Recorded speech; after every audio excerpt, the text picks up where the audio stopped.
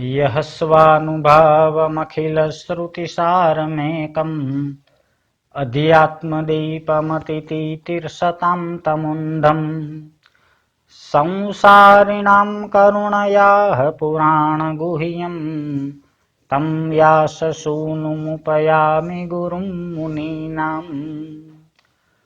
परमहंस श्री सुखदेवजी महाराजाय नमः।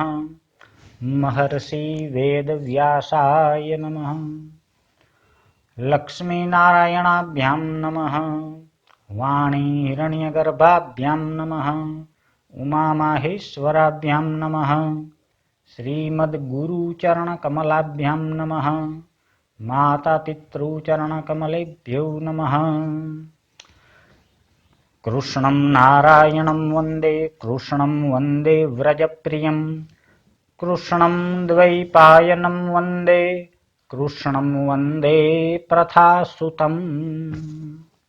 बोलो श्री कृष्ण कन्हैया लाल की जय। શ્રીમદ ભાગવતના આજના કથા પ્રસંગમાં દ્વાદશ એટલે કે 12મો સ્કંધ અને એમાં કલિયુગના રાજવંશો અને કલિયુગના ધર્મોનું વર્ણન એના ઉપર આજની ચર્ચા કરવાની છે। ભગવાન શ્રી કૃષ્ણના સ્વધામ ગમન પછી કેવા કેવા રાજાઓનો વંશ ચાલશે, કેવું રાજ્ય થશે, કેટલો એનો કાળ સમય રહેશે, આવા પ્રશ્નો પરીક્ષિતે કર્યા। એના જવાબમાં 12મા સ્કંદની શરૂઆતમાં સુખદેવજી મહારાજ કહે છે કે મેં આગળ એટલે કે 9મા સ્કંદમાં મગધ નરેશ જરાસંધની વાત કરી। જરાસંધના વંશનો અંતિમ રાજા પુરંજય થશે, જે ઘણા બધા શત્રુઓને જીતી લેશે એટલે રિપુંજય નામથી ઓળખાશે। આ પુરંજય રાજાનો એક સુનક નામનો મંત્રી થશે અને સુનક મંત્રી પોતાના સ્વામી પુરંજનનો વધ કરી પોતાના પુત્ર પ્રદ્યોતને રાજ્ય સિંહાસન ઉપર બેહાડશે। આ પ્રદ્યોતના વંશમાં 5 રાજાઓ થશે જે 138 વર્ષ પૃથ્વી પર રાજ કરશે। એના પછી શિશુનાગ નામનો રાજા થશે। એની 9મી પેઢીએ મહાનંદી નામનો રાજા થશે અને મહાનંદીની એક શુદ્રા પત્ની દ્વારા નંદ નામનો પુત્ર થશે।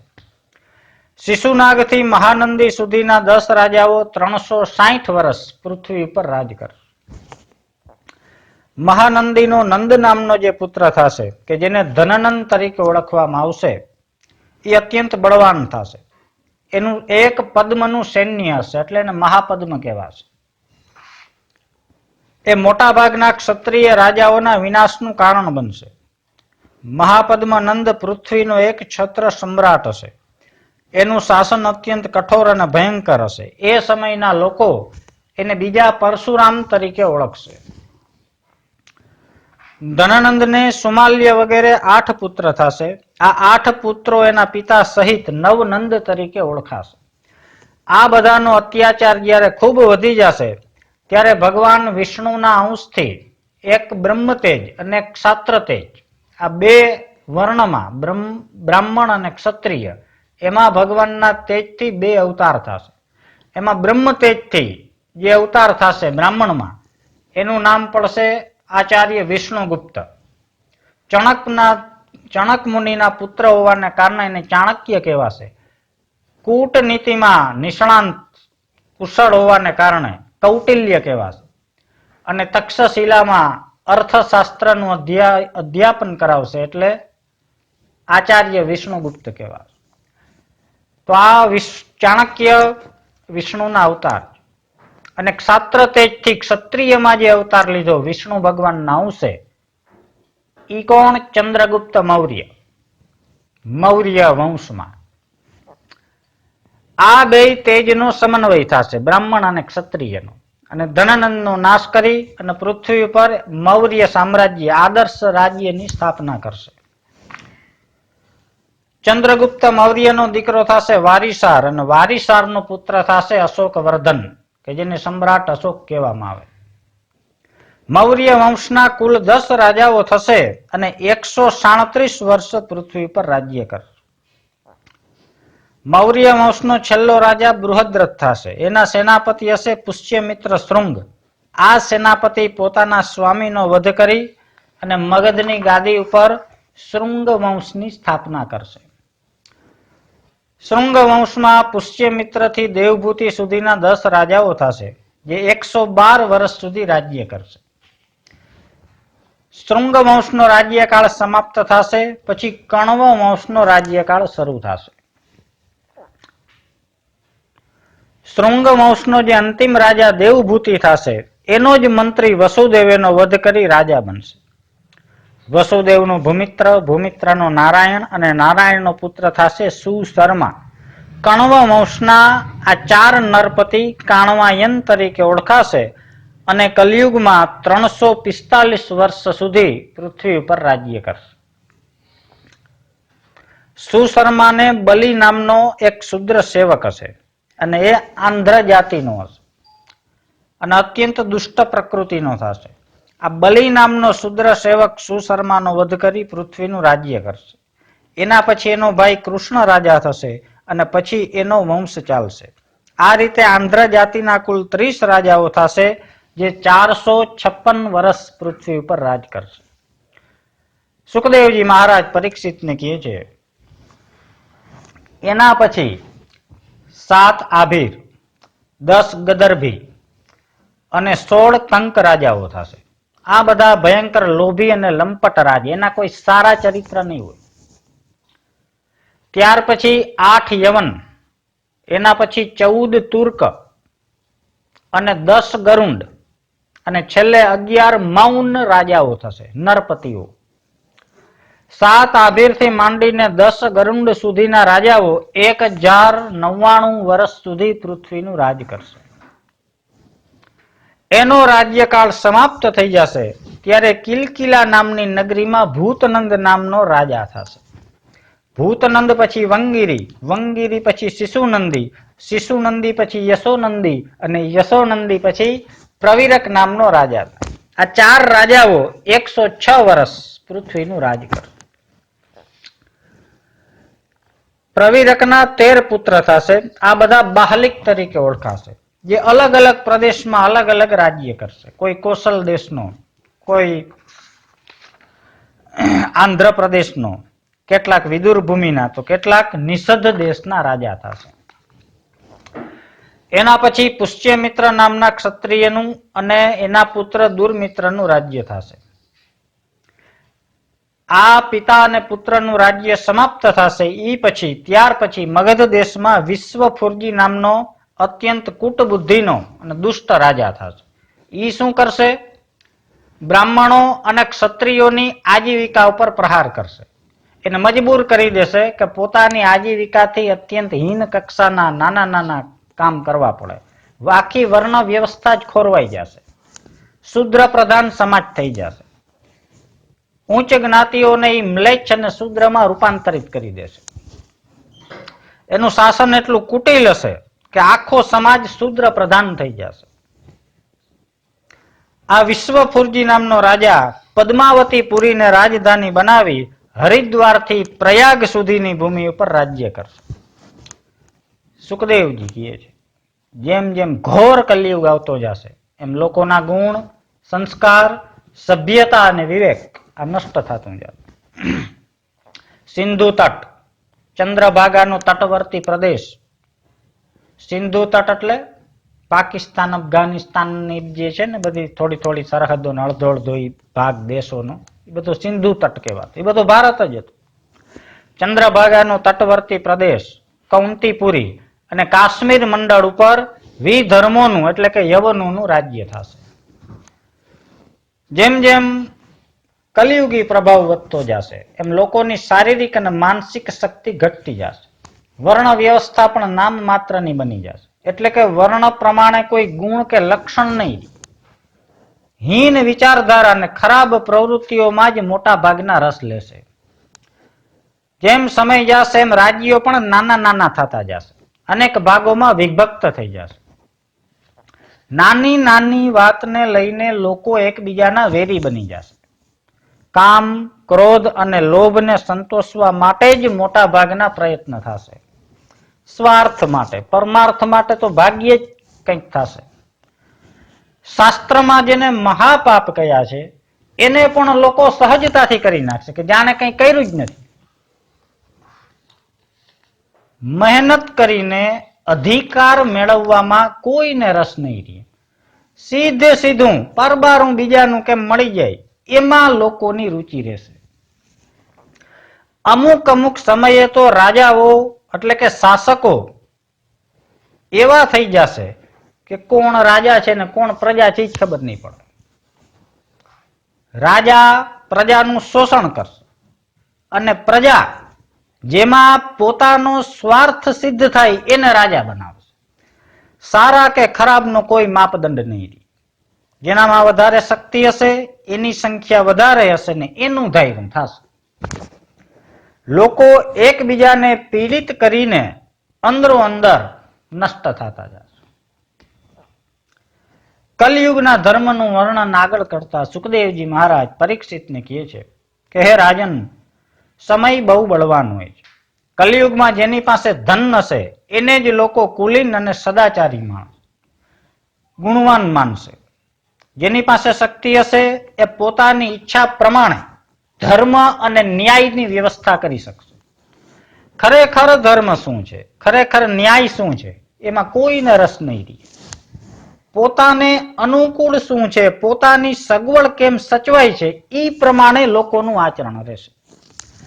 લગ્નની બાબત લ્યો તો કલયુગના ધર્મમાં લગ્નમાં કુળ, શીલ, યોગ્યતા અને વડીલોની ઈચ્છા આ કંઈ હાલશે નહીં. યુવક અને યુવતી એટલે કે છોકરા છોકરીની પારસ્પરિક રુચિ જ મેન કારણભૂત રહેશે. અને ઈ રુચિ પણ આંતરિક ગુણોને જોઈને નક્કી નહીં થાય. શારીરિક દેખાવ અને સંપત્તિ જોઈને લગ્ન થશે. શ્રેષ્ઠતાની આખી પરિભાષા બદલાઈ જશે. જેનામાં છળ કપટ હશે, ખોટું કરવામાં જેને આનંદ આવતો હશે અને કોઈ પણ રીતે જે પોતાનો સ્વાર્થ સિદ્ધ કરી લેશે એને જ લોકો વ્યવહાર કુશળ કહેશે. જે યુવાનો સંયમશીલ હશે, સદાચારી હશે એની સમાજમાં ઉપેક્ષા થશે, મસ્કરી થશે. જે યુવાનો ભોગ વિલાસમાં આગળ હશે, લંપટ વૃત્તિ જેટલી વધારે ધરાવતા હશે એટલા એને શ્રેષ્ઠ, ટેલેન્ટેડ, ગુણવાન માનવામાં આવશે. સમાજ એવા લોકોનો આદર કરશે અને એવા લોકોનું સન્માન કરશે કે જે સમાજને વધારામાં વધારે બરબાદ કરતા હોય. ધાર્મિક વ્યક્તિઓની ઓળખાણ પણ એના બાહ્ય ચિહ્નો ઉપરથી નક્કી થશે. કલયુગમાં કોણ ધાર્મિક કહેવાશે, કલયુગમાં કોણ બ્રહ્મચારી કહેવાશે અને કલયુગમાં કોણ સંન્યાસી કહેવાશે એના સુખદેવજીએ વર્ણન કર્યા. જેનામાં કોઈ ધર્મ નહીં હોય ઈ પણ ધાર્મિક કહેવાશે. બ્રહ્મચર્યનું પાલન જરાય નહીં કરતો ઈ પણ બ્રહ્મચારી કહેવાશે. અને ગૃહસ્થ કરતા પણ વધારે સંસારના વિષયમાં ઓતપ્રોત રહેતો હોય એને પણ સંન્યાસી કહેવાશે. પુષ્કળ ધન સંપત્તિ જેની પાસે હશે ઈ ભિક્ષુક જેવા દેખાવ કરશે, માગણિયા જેવા. દંભ, ઢોંગ અને પાખંડ કરવામાં જે વધારે કુશળ હશે એને લોકો સાચો સાધુ સમજશે. શુદ્ધતા અને પવિત્રતાની પણ આખી વ્યાખ્યા જ બદલાઈ જશે. સવારે ઉઠી કપડાં બદલાવી માથું ઓરાવી લેવું એને જ લોકો તૈયાર થવું માની લેશે. સ્નાનનું પણ કોઈ મહત્વ નહીં. સમયનું એ કોઈ મહત્વ નહીં. સવારના કાર્ય બપોરે થશે, બપોરના સાંજે થશે, સાંજના રાત્રે થશે, રાત્રે કરવાનું છે પાછું સવારે થાય. જ્યારે ઉઠવું જોઈએ ત્યારે અમુક સૂઈ જશે અને ખરેખર જે સુવાનો સમય છે એમાં જાગી જાગીને લોકો પતનને પ્રાપ્ત થશે. મન પડે ત્યાં ખાવું, મન પડે ત્યાં સૂવું, મન પડે ત્યાં ઉઠવું અને મન પડે ત્યાં ફરવું. આ ચાર ઘોર પતનની નિશાની છે જે કલિયુગના મોટા ભાગના માણસોમાં જોવામાં આવશે. કલિયુગની અંદર જે તીર્થ નહીં હોય એને પણ લોકો તીર્થ માનશે, જે દેવ નહીં હોય એની પણ પૂજા થશે. જેનાથી દૂર રહેવામાં કલ્યાણ હોય એની પાસે હજારો લાખોની ભીડ ભેગી થશે અને ખરેખર જેની પાસે જવામાં કલ્યાણ છે એ કઈ બોલે નહીં તો એ કાંઈ નહીં, એની પાસે એક બે ઘડી બેસવાથી જ એક ઉન્નતિ થાય, કલ્યાણ થાય, એવા અસલ લોકો હશે એનાથી લોકો દૂર ભાગશે, એની પાસે કોઈ જશે નહીં. મોટામાં મોટો પુરુષાર્થ, શ્રેષ્ઠતા, સફળતા એ લોકો કેને સમજશે ખબર છે? પોતાના પેટ ભરી લેવું એને, માત્ર પોતાનું પગભર થઈ જવું. લગ્ન જો થઈ ગયા હોય, લગ્ન એ ઘડીકમાં તો નહીં થાય, પણ કદાચ થઈ ગયા હોય અને એમાં જો પરિવાર કે સંતાન હોય તો કોઈની મદદ વિના, બાપાની કે ભાઈઓની, કે માત્ર પોતાનું પૂરું કરી લેવું, ઈ તા મોટો કે જાણે કોઈક મોટો ઉદ્યોગ, કેમ જાણે અબજોની ફેક્ટરી સ્થાપી દીધી હોય એવો પુરુષાર્થ એને માનશે કે જોયું આને પોતાનું કરી લીધું, અવડો બ્લોક લઈ લીધો, 50,000 બેંકમાં મૂકી દીધા, 2% રોટલા કાઢી લીધા. જોકે એ કોઈની આપણે ઓલી નથી કરતા, પણ ઈ પણ અઘરું બની જશે, એ નહીં થઈ શકે. મોટામાં મોટો પુરુષાર્થ લોકો એને માનશે પોતાનું કરી લેવું, કે એ બહુ ઓછા કરી શકશે. જે ચાપલુસી કરવામાં, ડીંગ મારવામાં, ગપ્પા મારવામાં, ખોટી ધડ કરવામાં કુશળ હશે એને માણસો સાચો અને ન્યાયશીલ સમજશે. એટલે કે યોગ્યતા અને ધાર્મિકતા એની પરિભાષા કલિયુગમાં કેવી થશે? કુટુંબ પોષણ કરી લેવું એ જ મોટામાં મોટી યોગ્યતા, અને લોકો વાહ વાહ કરે એવું કરવું એ મોટામાં મોટી ધાર્મિકતા, અને મોટા માણસોનું માનીતું થઈ જવું એને જ મોટામાં મોટી કુશળતા કહેવામાં આવે. સુખદેવજી કહે છે કે હે પરીક્ષિત, ઘોર કલિયુગની અંદર અર્થ અને કામ આ બેને સિદ્ધ કરવા એ જ જીવનની સફળતા માનવામાં આવશે. ધર્મ અને મોક્ષમાં બહુ ઓછા લોકો રસ લેશે. દેખાવ થશે રસ નહીં લે. દેખાવ બધા ધર્મના અને મોક્ષના જ થશે, પણ એમાં ધર્મ કે મોક્ષ જેવું કાંઈ હશે નહીં. એના કેન્દ્રમાં, અતિ ઊંડાણમાં, ગહનમાં અર્થ અને કામ કેમ સિદ્ધ થાય, એટલે કે ખૂબ પૈસા કમાવવા અને ખૂબ ભોગ ભોગવવા, પછી શરીર ના હાલે તઈ તો અમે પછી થયું, પણ જ્યાં સુધી હોય ત્યાં સુધી એક લડી લેવું, આ જ એક વૃત્તિ કલિયુગમાં રહેશે. પછી પ્રકૃતિ, આ તો માણસોના વર્ણન છે. પ્રકૃતિ કેવી થશે? જો અટાણે એ આપણે દેખાય છે, પાછું આજથી 5000 વર્ષ પહેલા બોલાયેલા વાક્યો છે કે જે અટાણે સાચા પડે છે ને હજી પડશે જો આપણામાં પરિવર્તન નહીં આવે તો. ક્યારેક અતિવૃષ્ટિ થશે, ક્યારેક દુકાળ પડશે, ક્યારેક પૂર, તો ક્યારેક આંધી, ક્યારેક ભૂકંપ, ક્યારેક વાવાઝોડા, ક્યારેક રોગચાળા. જોયું ને અટાણે એક વાયરસ આખા વિશ્વની પથારી ફેરવી નહીં. આ બધા ઉત્પાતોથી પ્રજા અત્યંત પીડિત રહેશે. જેમ જેમ કલિયુગ વધતો જ જશે એમ આયુષ્ય પણ ઘટતું જશે. કલિયુગના છેલ્લા ચરણમાં મનુષ્યનું આયુષ્ય 20 થી 30 વર્ષની વચ્ચેનું જ રહેશે. અટાણે જેમ 90 થી 100 કહેવાય ને, 100 તો કહેવાય, બાકી કોક જ 100 જીવે. પશુ, પક્ષી, વૃક્ષ, વનસ્પતિ આ બધું સંકીર્ણ થઈ જશે. ફળ અને છાયા આપે એવા ઘટાદાર વૃક્ષો નષ્ટ થઈ જશે, અને કાંટાવાળા અને છાંયો જે ના આપે એવા થોર, બાવર ને આથલા જેવા વૃક્ષો વધી જશે. ફળોમાંથી રસ ઓછો થઈ જશે, ગાયોનું દૂધ ઓછું થઈ જશે, વનસ્પતિ અને ઔષધિના ગુણ ધર્મ ઓછા થઈ જશે. શિયાળામાં ઠંડી ખૂબ પડશે, ઉનાળામાં ગરમી ખૂબ પડશે, પણ ચોમાસામાં વરસાદ ઓછો રહી જશે. વાદળાઓ બંધાશે, એમાં વીજળી પણ થશે, પણ વરસાદ ઓછો રહી જશે. વરસાદ પડતો હોય ત્યારે તો વીજળી થશે જ, પણ વરસાદ જરાય નહીં હોય તઈએ વીજળીના કડાકા ને ભડાકા થશે. આ કલયુગનું લક્ષણ છે કે જે અટાણે બને છે. સુખદેવજી મહારાજ પરીક્ષિતને કહે છે, વધારે તો શું કેવું, પણ જેમ જેમ કલિયુગનો અંત આવતો જશે એમ મનુષ્ય અને પશુમાં કોઈ ફેર રહેશે તો એ માત્ર આકૃતિમાં. મનુષ્ય રૂપેણ મૃગાશ્ચરંતી. જેમ પશુઓના માલિક પશુઓ પાસે બોજાનું વહન કરાવે છે, એમ મનુષ્ય ગૃહસ્થાશ્રમનો ભાર વહન કરશે. એકતા લગ્ન થાવા અઘરા છે, અને પાછા થઈ ગયા પછી જો પરિવાર થાય અને ચાલે ચાલે જ એમ તા મોટા પણ કદાચ તો એનું પાછું પૂરું કે એમાં તો જીવનમાંથી ઊંચો ના એક પશુની જેમ ઘાટીનો કોલુનો બળદ એને તેમ કે મેં હજારો કિલોમીટર અંતર કાપી નાખ્યું પણ હોય યા ને ગોળ ગોળ ફરતો હોય એ હોય યા ને યાર જ્યારે કલયુગનો અંત અતિ નજીક હશે અને મનુષ્યતા નામ શેષ થવાના આરે આવી જશે ત્યારે ભગવાન વિષ્ણુનો કલ્કી અવતાર થશે. ક્યાં થશે, કઈ જગ્યાએ થશે એનું વર્ણન શ્રીમદ ભાગવત 12મો સ્કંદ 2જો અધ્યાય અને શ્લોક 18 એકડે આઠડે 18મો શ્લોક 12મા સ્કંદના 2જા અધ્યાયનો 18મો શ્લોક કે જેમાં કલ્કી પ્રાગટ્યનો ઉલ્લેખ છે પ્રમાણ સહિત. સંબલ ગ્રામ મુખ્યસ્ય બ્રહ્મણસ્ય મહાત્મનઃ ભવને વિષ્ણુ યશસ કલ્કી પ્રાદુર્ભવિષ્યતિ. સંબલ નામના ગામમાં, કેટલાક એને રાજસ્થાનમાં આવેલું માને છે, હજી થયો નથી, હવે થવાનો. કેટલાક આંધ્રપ્રદેશને માને છે, કેટલાક મહારાષ્ટ્ર, જે હોય તે, પણ રાજસ્થાન વધારે માન્ય છે વિદ્વાનોના મતે.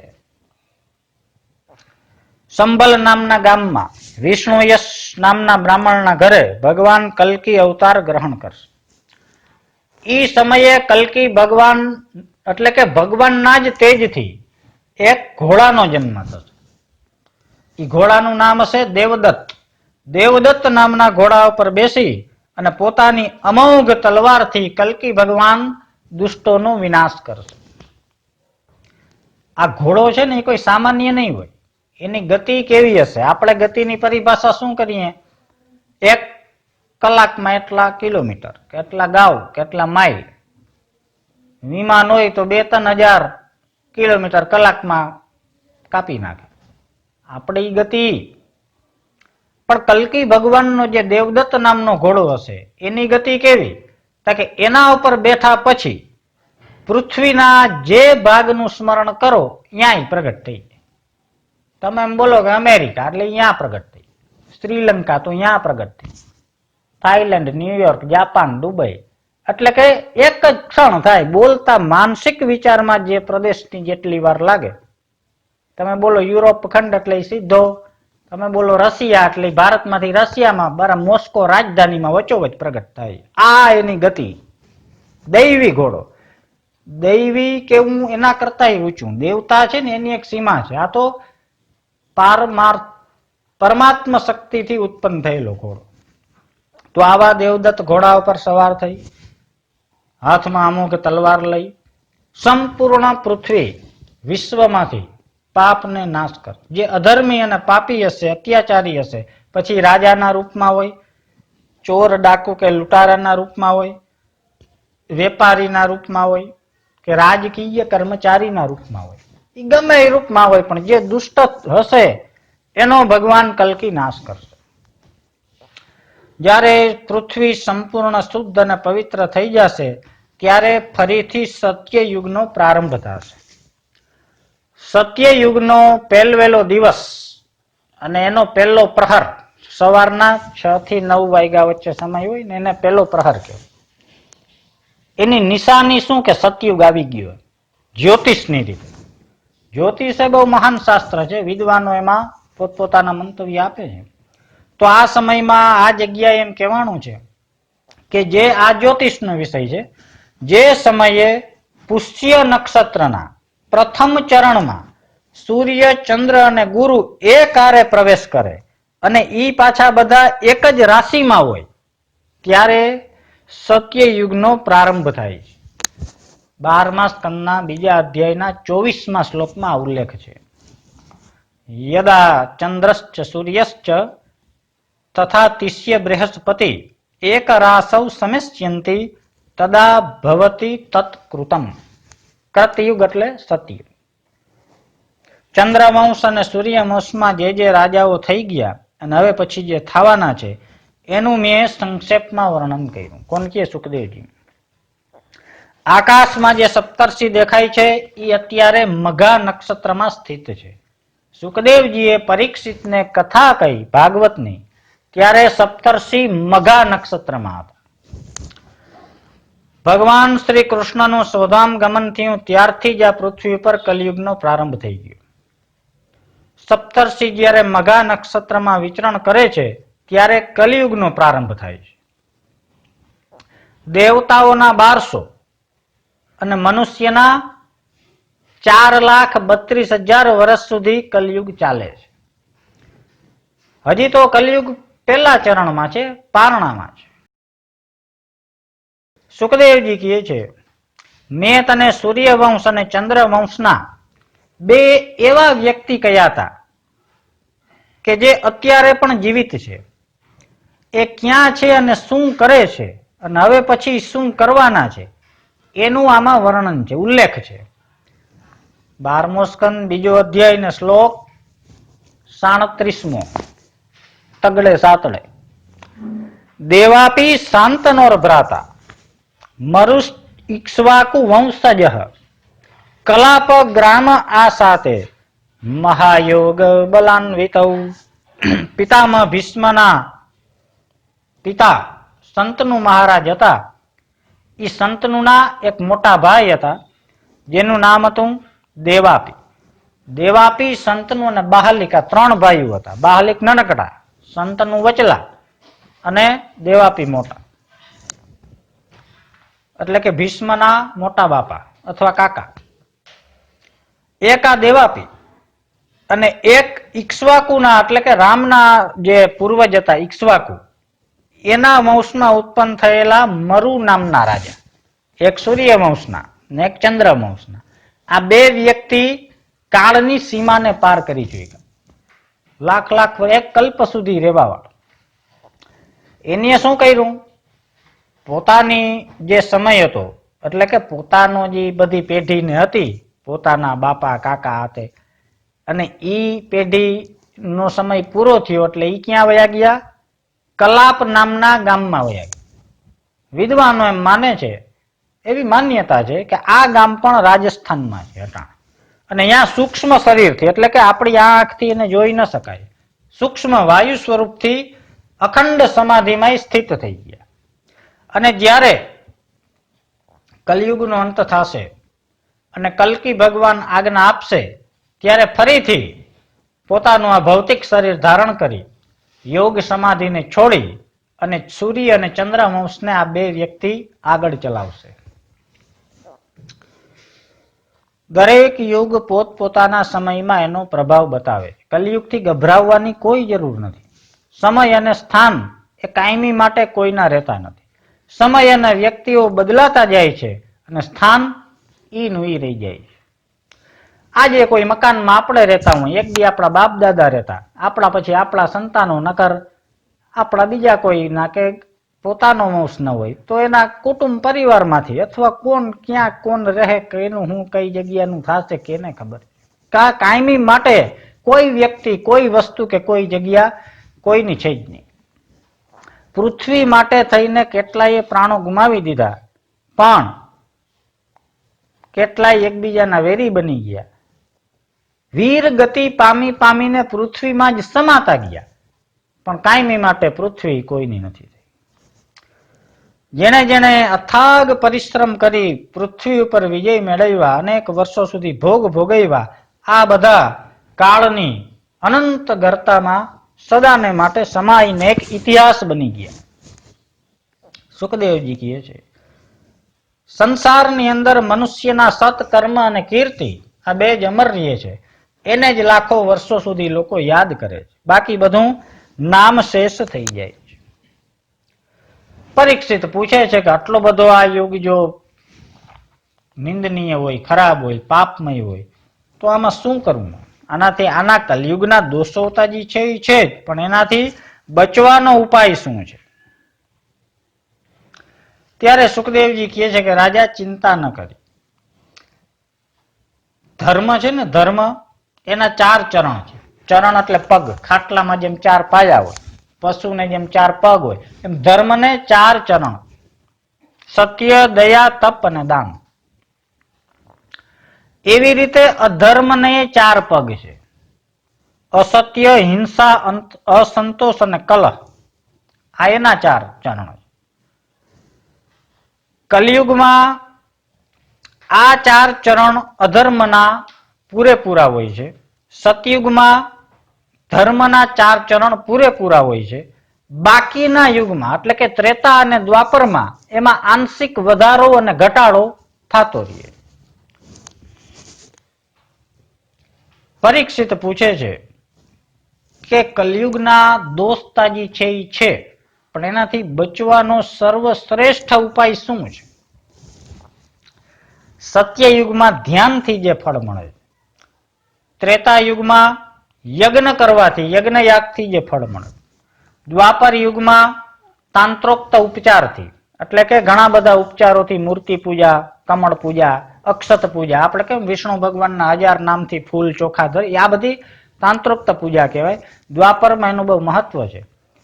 તો સતયુગમાં ધ્યાનથી, ત્રેતામાં યજ્ઞથી, દ્વાપરમાં તાંત્રોક્ત ઉપચારિક પૂજા ઉપચારો દ્વારા પૂજન કરવાથી જે ફળ મળે છે એ ફળ કલૌ કેશવ કીર્તનાથ માત્ર નામ સંકીર્તનમ યસ્ય, ભગવાનના નામનું કીર્તન કરવાથી જ પ્રાપ્ત થાય. આ કલિયુગનું ગુણ.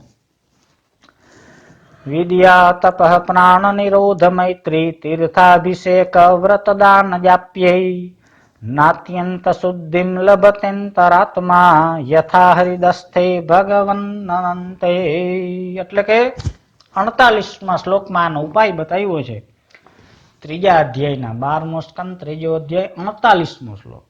વિદ્યા તપસ્યા પ્રાણાયામ વિવેક વૈરાગ્ય તીર્થયાત્રા પરોપકાર વ્રત દાન હોમ અને જપ, આ બધાથી જેટલું પુણ્ય જેટલું ફળ મળે છે એ કલિયુગમાં માત્ર ભગવાનના નામ સંકીર્તનથી પ્રાપ્ત થાય છે.